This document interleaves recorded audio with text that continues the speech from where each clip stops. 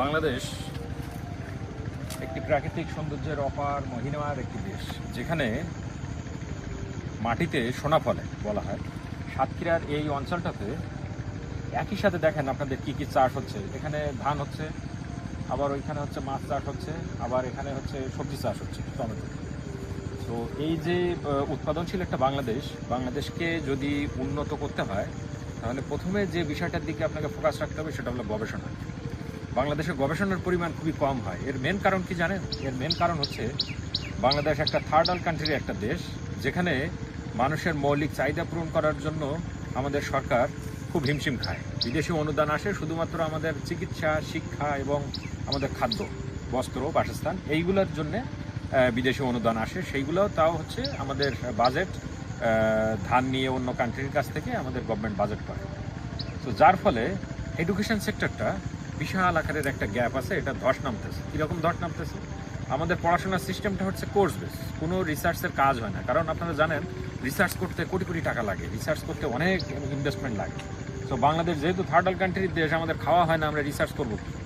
So কোনো government রিসার্চে অনুদান দেয় না, যেটা দেয় সেটা হয়তো বা হাতে গোনা কয়েকজন পায়, ফান্ড খুব পরিমাণে কম।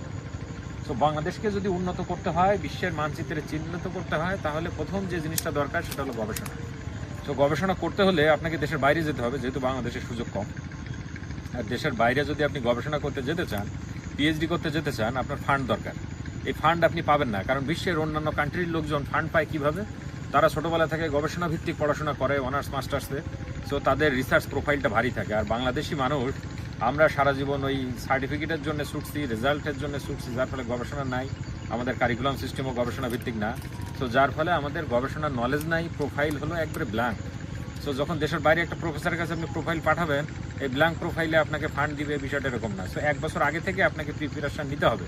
আমরা সেই কারিকুলামটাই তৈরি করছি। রাইটিং এক্সপার্ট কনসালটেন্সি ফার্ম, একটা রিসার্চ অর্গানাইজেশন, যারা 17 সাল থেকে কাজ করছি আমরা গবেষণা নিয়ে। আমাদের পেজে অনেকগুলো ভিডিও দেখবেন যে আমরা কীভাবে কাজ করি, ক্লাস করাই, কীভাবে গবেষণার ট্রেনিংগুলো করাই, কীভাবে ক্লায়েন্ট আমাদের সাথে ক্লাস করে কী ফিডব্যাক দিচ্ছে, এই বিষয়গুলো এখানে আমাদের এখানে প্রফেসররা আছে, যারা আপনাকে গবেষণায় ট্রেনিং দিবে, আপনার প্রজেক্টে হেল্প করবে। সো আপনি আমাদের সাথে 1 বছর সময় নিয়ে আগে প্রোফাইল বিল্ড আপ করতে আসবেন, যদি আপনার গবেষণার প্ল্যান থাকে। সো যখন আপনি গবেষণা আমাদের সাথে শিখতে আসবেন, আমরা আপনাকে ওই কারিকুলামের উপরে বেস করে, আমাদের কারিকুলামের উপরে বেস করে আপনাকে গবেষণা শেখাবো।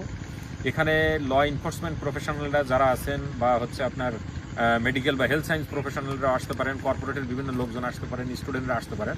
আপনার family life, professional life, personal life, এত ব্যস্ততার মধ্যেও আমরা আপনার জন্য কারিকুলামটা এভাবে সেট করেছি যাতে আপনি সকল ব্যস্ততার মাঝে থেকেও নিজের যে স্বপ্ন আছে পিএইচডি করার বা গবেষণা করার, সেই দিকে আপনি করতে পারবেন, ফোকাস দিতে পারবেন। সো অবশ্যই আমাদের সাথে এসে আপনি বললে হবে না যে আমি 1 মাস পরে যাব, আমার profile research area build up করে দেবেন। রিসার্চ করতে সময় লাগে, এটা একটা আনসার্টিন ওয়ে।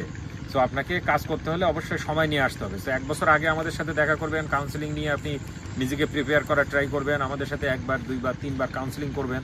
আপনার প্রোফাইল অ্যানালাইসিস হবে, প্রোফাইলের গ্যাপ বের হবে। আপনি যে কান্ট্রিতে যেতে চান, আপনার রিসার্চের সাথে ম্যাচ করে ওই কান্ট্রিতে কারা প্রফেসর আছে, কারা কাজ করতেছে, তাদেরকে আমরা খুঁজে বের করব। তাদের প্রোফাইলের রিসার্চ গ্যাপ অনুযায়ী আপনার প্রোফাইল বিল্ড আপ হবে।